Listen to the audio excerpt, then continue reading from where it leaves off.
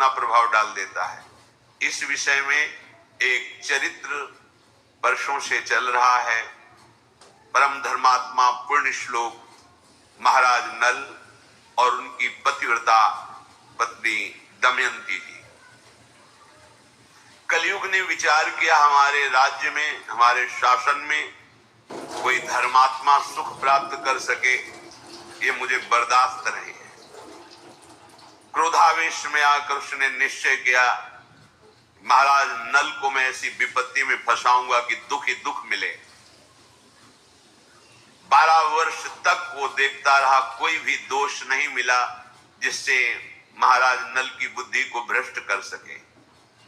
एक दिन चूक हो गई, राजकार्य के चिंतन में मगन होने के कारण लघु शंका किया और अपवित्र दशा में सूर्य अर्घादि तर्पण आदि किया, तो ये दोष हो गया। इसी दोष में कलयुग उनकी बुद्धि में प्रवेश कर गया। जो भ्राता, छोटे भ्राता थे पुष्कर, उनके हृदय में जाकर प्रेरित किया और जुआ खेलने के लिए उन्होंने द्यूत कीड़ा के लिए ललकारा। क्षत्रिय धर्म के अनुसार ललकार सहन करना उनके स्वभाव में नहीं होता। महाराज नल और पुष्कर की द्यूत कीड़ा हुई, सब कुछ हारते चले गए, राज्य भी हार गए, अपने शरीर के आभूषण वस्त्र भी हार गए। फिर उसने कहा दमयंती को दांव पे लगा दो। उन्होंने कहा ऐसा मैं अधर्माचरण नहीं कर सकता। तो उसने कहा सैनिकों से इनको नगर के बाहर निकाल दिया जाए, राज्य में घोषणा करवा दी अगर कोई थोड़ा भी सत्कार जल भोजन देगा उसे प्राण दंड दिया जाएगा। भयानक विपत्ति। कुछ ही दिनों में चक्रवर्ती, राज्य भोगने वाला राजा गली का भिखारी बना दिया कलयुग ने। पानी भी के लिए नहीं पूछ सकता, उनका कोई आदर नहीं। नगर से निष्कासित वन में जब भयानक, जहां सिंह, रीछ, भालुआ, नाना प्रकार के जीव जो पीड़ा पहुंचाने वाले हैं, वहां उन्होंने विचार किया कि हमारी पतिव्रता पत्नी मेरे कारण दुख को क्यों प्राप्त करे। संध्या का समय था, पास में एक खंडहर था उस जंगल में। वहां जाकर के उन्होंने कहा देखो ये मार्ग जाता है पहाड़ी के पीछे से सरोवर, फिर एक ऋषियों का आश्रम मिलेगा, वहां से फिर आप किसी भी नगर में जाकर के आप रह सकती हैं, क्योंकि मेरे ऊपर विपत्ति आई है, मुझे लगता है तुम्हें दुख नहीं भोगना चाहिए। उनका महाराज जो आपकी शरण में है, पतिव्रता है, उसका त्याग करना उचित नहीं है। उनका ये तो हमने आपको ऐसे बता दिया, मार्ग आप शयन कीजिए। वो बहुत ही दुखी थी क्योंकि राज्य छिन गया था और कई दिनों से भोजन भी नहीं मिला था, तो उनको नींद आ गई। महाराज नल उनको वहीं छोड़ करके आधा वस्त्र उनके शरीर का लेकर के जंगल में भटकने लगे। कैसे समय कटे। विपत्ति का समय बड़ा दुखदायी होता है। ये विपत्ति तभी आती है जब हम भगवान के भजन से विमुख होते हैं। अगर प्रभु का भजन चल रहा है तो कलयुग की गति नहीं है कि उसकी बुद्धि का स्पर्श कर सके। कलयुग की गति नहीं कि कोई बाधा डाल सके, क्योंकि नाम पहारू दिवस निशी, भगवान का नाम रात दिन पहरा देता है। कोई भी विपत्ति अमंगल भक्त को छू नहीं सकती। हम यही तो चाहते हैं ना, कोई ऐसा हमारी सुरक्षा करने वाला हो जो हमें सुख शांति प्रदान करे, निर्भय कर सके। वो केवल श्री भगवान है। ये बात सबकी समझ में नहीं आती। जहां तुम हो वही है, सब में है, तुम में है, सब समय में है तो इस समय भी है। फिर हमें भयभीत क्या होना है। जब मेरा प्रीतम मेरे समीप है तो काल का भी महाकाल है, डरने की जरूरत नहीं है। वही समस्त दुखों से हमें बचा सकता है, दूसरा नहीं। पर प्रायः इस बात का परिचय भगवत प्रेमी महात्माओं से ही मिलता है। नहीं तो अज्ञान के कारण हम केवल इतना ही समझते हैं कि हम खूब कमाएंगे और सुखी हो जाएंगे, पर यह पता नहीं कि हमारे द्वारा कैसे कैसे गंदे आचरण होते हैं अधर्माचरण होते हैं जिनका फल बड़ा भयानक हो जाता है। दमयंती जी ने वहां से मार्ग में चलते हुए फिर आगे ऋषियों के दर्शन किए। ऋषियों ने उनसे कहा कि तुम चिंता मत करो, ये विपत्ति का समय भी बदलेगा, तुम्हें महाराज मिलेंगे, तुम्हारा राज्य मिलेगा। इतना कहकर वो आश्रम सहित अंतर्धान हो गए, क्योंकि वो सब दिव्य ऋषि थे, केवल संबोधन करने के लिए उनकी आंखों के सामने प्रकाशित हुए थे। वो भटकती हुई जंगल में घूम रही थी कि एक व्यापारियों के दल को देखा। व्यापारी दल में पीछे पीछे छुप के चली कि ये कहीं किसी नगर को तो जाएगा ही। एक सरोवर के समीप निर्मल जल देखकर व्यापारियों ने वहां अपना कैंप लगाया। रात्रि में जंगली हाथियों के द्वारा आक्रमण होने पर बहुत से व्यापारी नष्ट हो गए। उन व्यापारियों ने विचार किया कोई अमंगल प्राणी हमारे साथ है जिससे ऐसा अनिष्ट हुआ। जब ये बात सुनी तो दमयंती जी वहां से चल पड़ी कि मैं ही यहाँ पीछे पीछे चल रही हूं, अगर इनको पता चलेगा तो हमारी प्राण हानि कर देंगे। आगे चलकर देखा तो कुछ ब्राह्मण लोग नगर की तरफ जा रहे थे, उनके पीछे चली। विदर्भ देश में प्रवेश किया।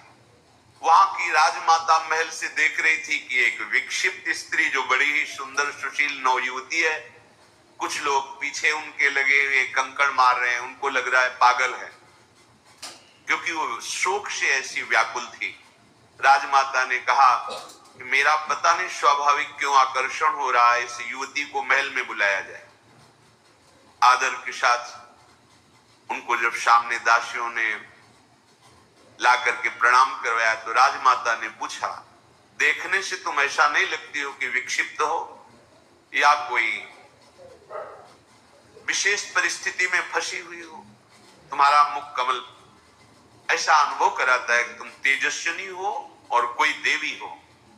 तो उनका नहीं, महाराज नल युद्ध कीड़ा में हार चुके हैं और दमयंती सहित वन में चले गए हैं और मैं उन्हीं के महल में सुखपूर्वक निवास करती थी। ये नहीं बताया मैं दमयंती हूँ, उन्हीं की सेवा में थी। अब जब वो चले गए तो मेरा कोई आश्रय नहीं बचा।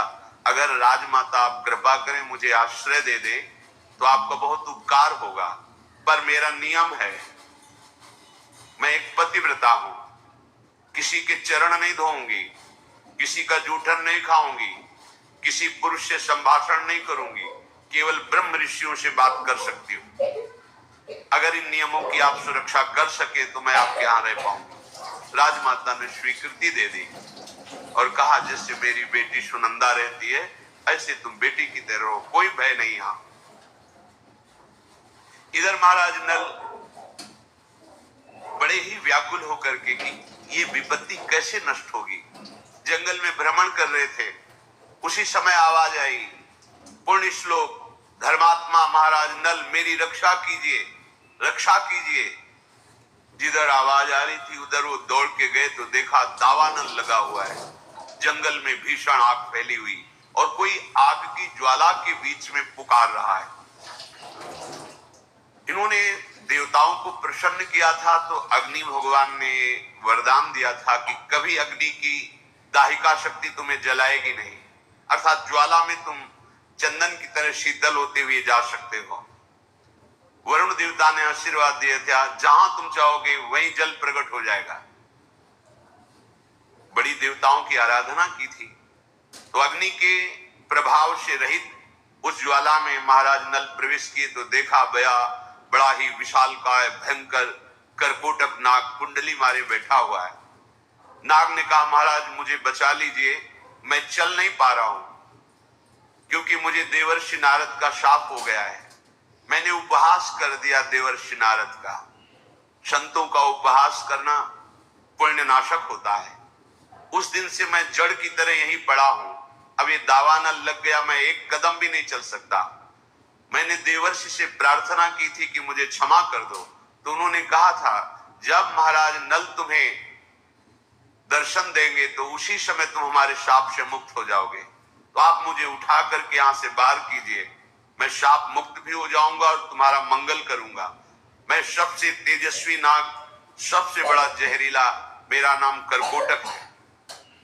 महाराज नल ने कहा, तुम इतने भयंकर विशाल कायों में तुम्हें कैसे उठा सकता हूं? पहले तुम अपने कदम गिनो फिर रखो, जब मैं रोक दूं तब रुक जाना।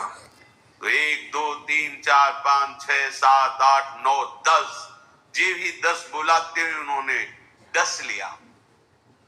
महाराज नल ने कहा, धोखा क्यों किया तुमने? तुम कहते थे तुम्हारा कल्याण करेंगे, हमने तुम्हारी प्राण रक्षा की और तुमने हमें डस लिया। बोले, मैं तेजस्वी नाग हूं, मेरा प्रभाव विष का संकल्प के अनुसार होता है।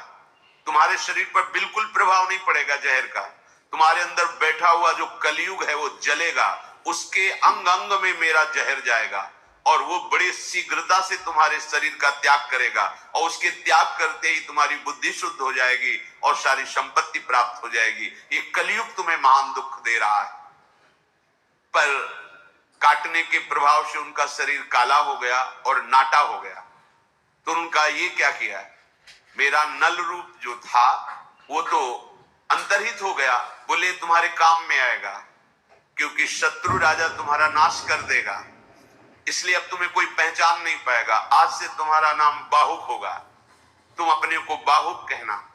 और ये पट एक वस्त्र दिया कि जब तुम चाहना कि नल रूप प्रकट हो जाए तो ये वस्त्र ओढ़कर मेरा ध्यान करना, तो तुम्हारा ये रूप हट जाएगा और तुम नल रूप में प्रकाशित हो जाओगे। और जाओ, तुम्हारा मंगल हो।